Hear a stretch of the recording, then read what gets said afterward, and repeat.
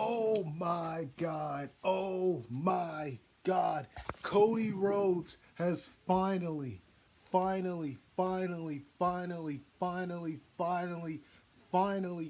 finished the story. Cody Rhodes is the new undisputed world heavyweight champion. Roman Reigns had, after 3 years, nearly 4 years as champ, has finally been dethroned at WrestleMania 40.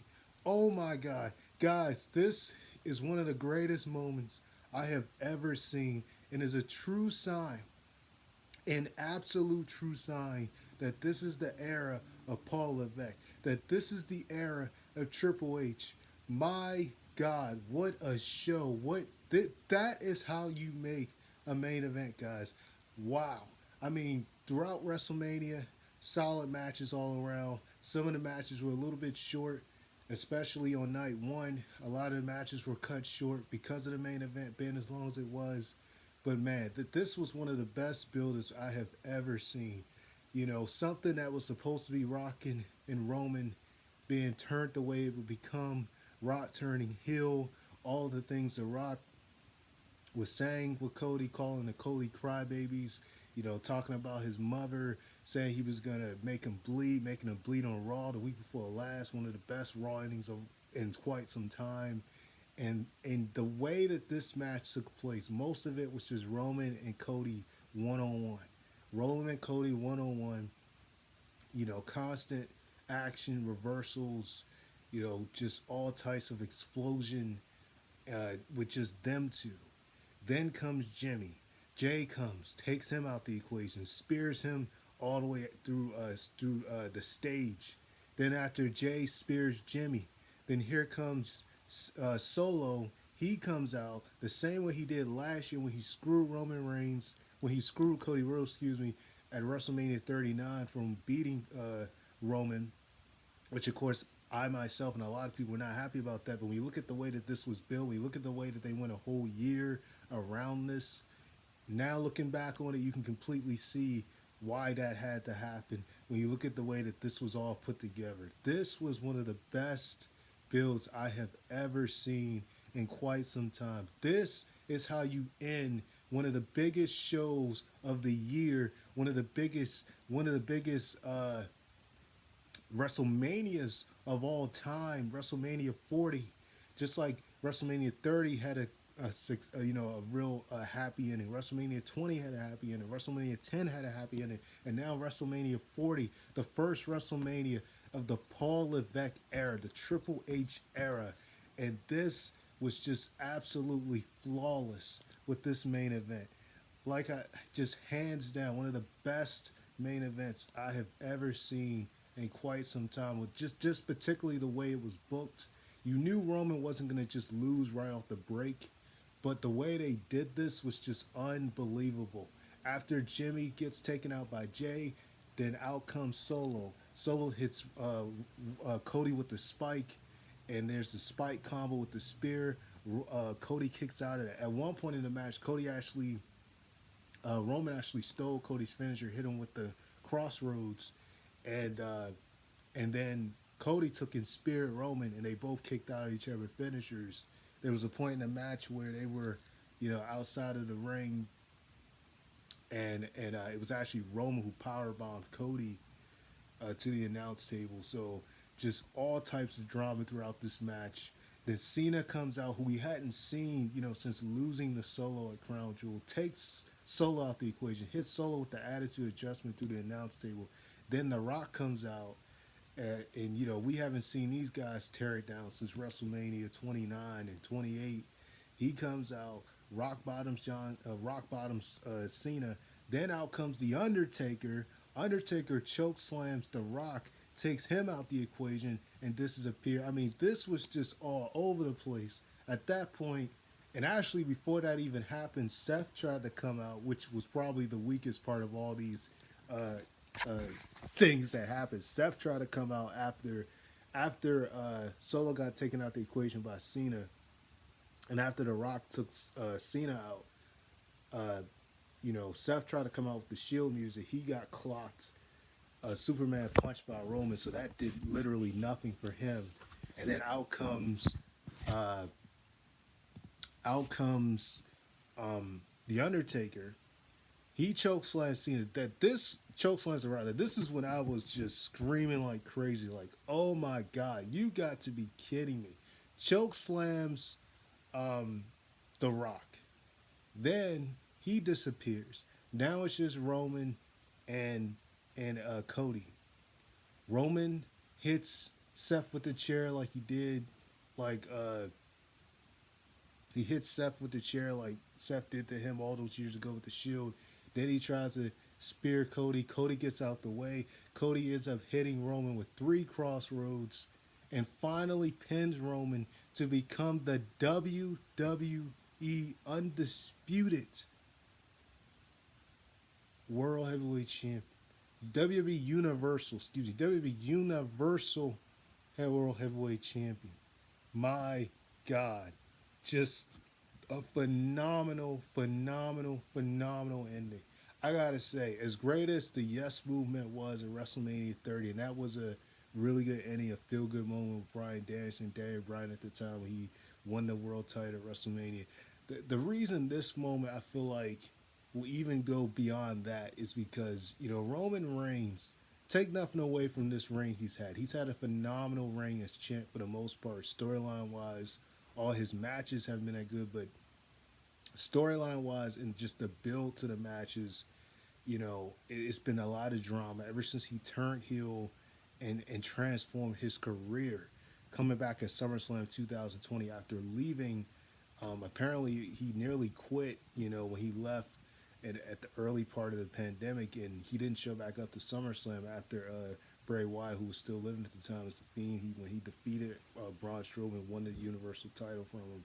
He showed up and attacked both of them, and then at Payback, they had a triple threat match, which he won the Universal title at Payback in 2020. And from then on, he stayed as champ. He had that classic storyline with Jey Uso, with his cousin Jay, and eventually, stipulation was if Jay lost to him, he had to fall in line. He had to follow whatever orders he gave him. Eventually, Jay didn't want to do it at first, but he fell in line. He became, sided with Roman.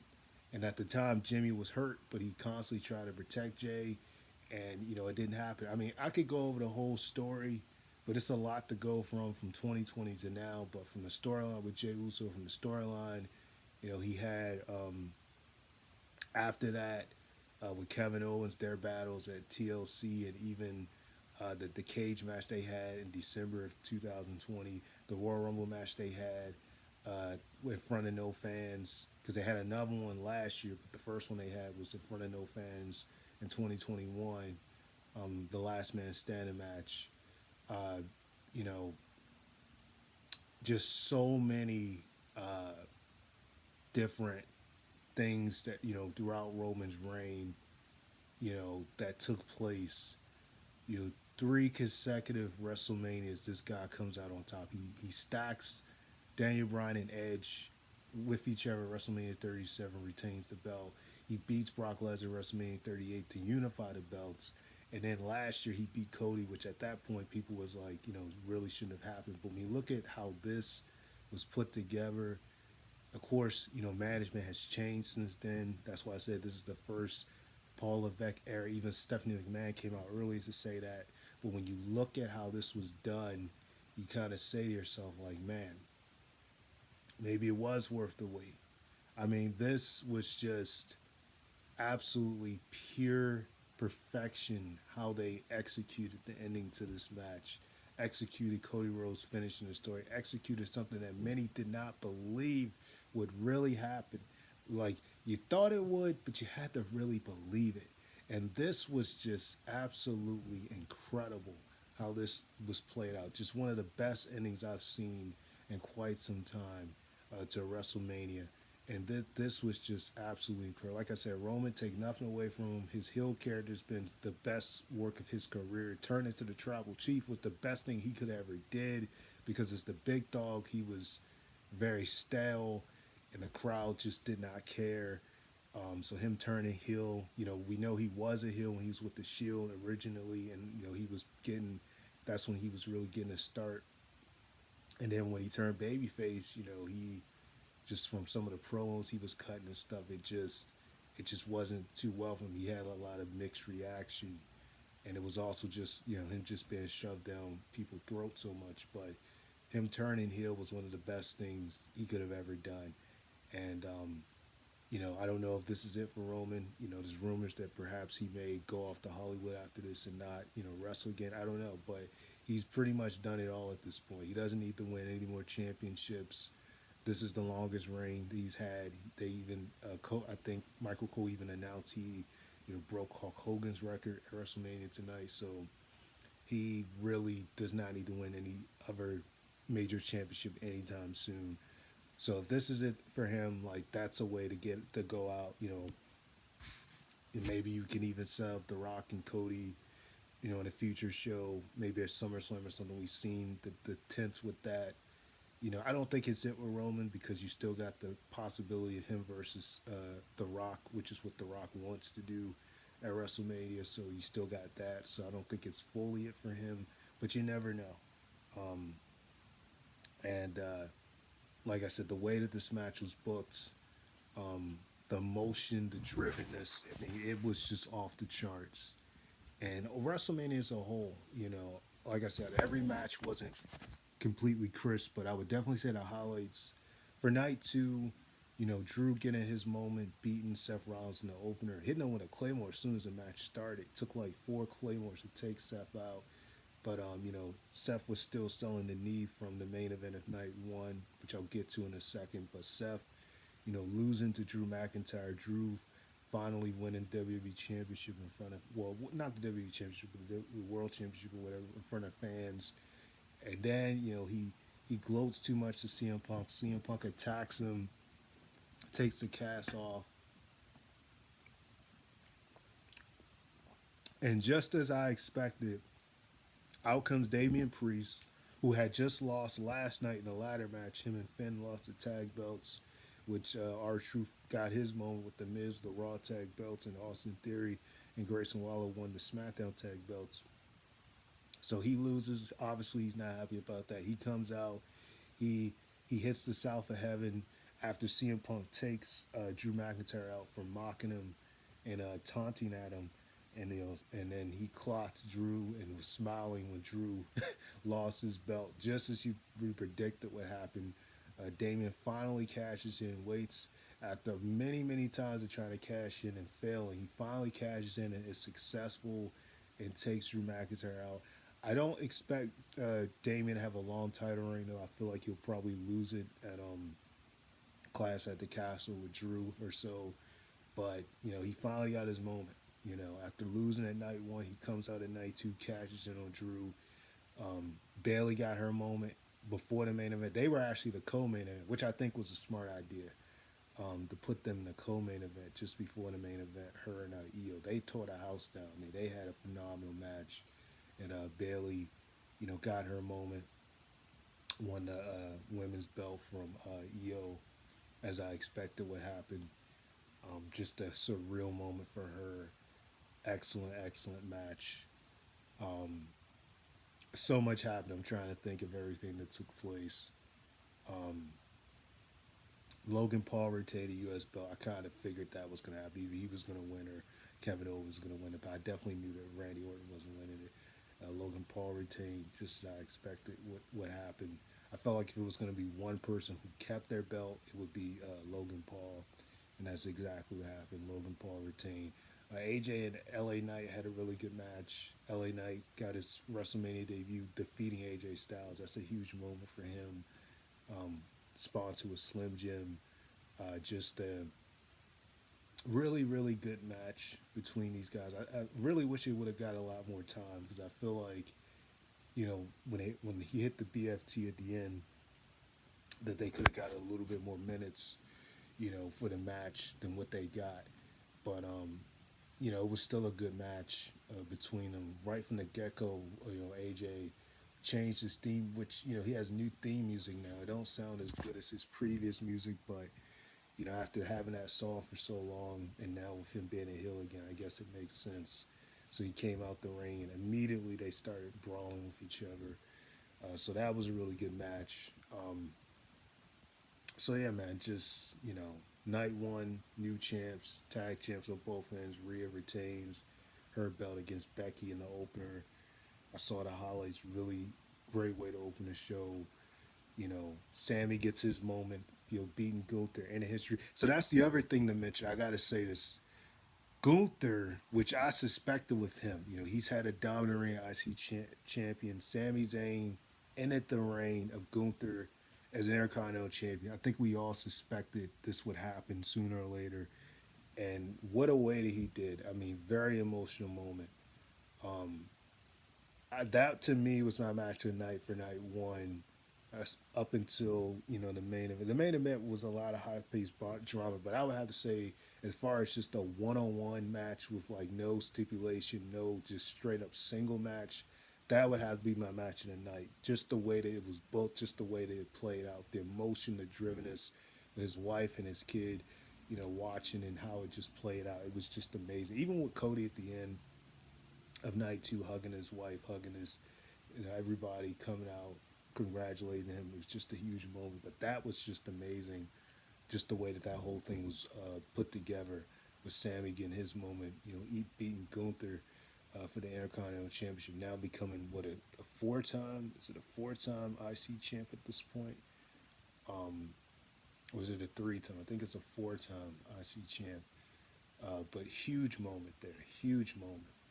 Um, so yeah, man. I mean, just I try to make sure I'm not missing any match here, but every match, even a Jay Cargo, Bianca Belair, and Naomi match against Damage Control, Dakota Kai, Asuka, and Kairi Sane, wasn't that long, but you know, it was a fairly good showing for Jay Cargill when she got in the mix. They had a really both groups had a really good. The entrances of the show throughout were very impressive for a lot of people who came out. But very solid match. Um, was pretty short, but I thought it was a good, pretty good for what it was. I don't think any match was particularly bad on the show. Um, but again, I mean, my personal favorite match of night one would have to be the IC title match. But as far as like hot paced drama, I'll have to give it to the tag match at the end with The Rock and Roman Reigns. Uh, with them going one on one. I mean, teaming up with Cody and Seth and beating them. The Rock hitting the people's elbow on Cody. That match was just all over. And The Rock looked great. He looked really good. For him to be his age and still, not be able to do certain things like he used to, but it was still a just hot paced drama, just excellent. So, really good main event, and just you got to give credit to all four of these guys for how they, because The Rock has heavily been creative with Triple H with putting this thing together. As far as that match was concerned and everything, and everybody just getting involved and putting their input. I mean, this was just incredible. So that's all I gotta say, guys. WrestleMania 40 was a home run. The crowd may have not been the best for everything, like even like the Philadelphia street fight with the Street Profits and the Final Testament. That to me wasn't that good of a match. Um, like I said, some of the matches were. I don't think any of the matches were bad. I just think some of them were either too short or could have been a little bit better.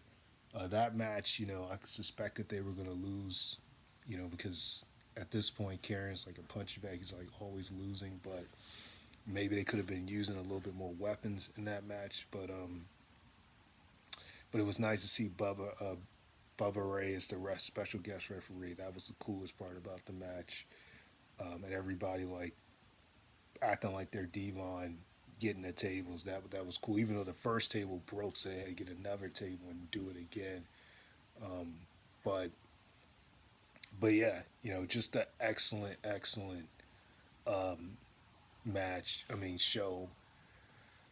Um, and yeah, the new era of Triple H is definitely begun. So sign up, Ray Massive Flex. WrestleMania 40 is in the books. Sign up, Ray Massive Flex. Like, comment, subscribe. Tell you guys a nigga. Peace.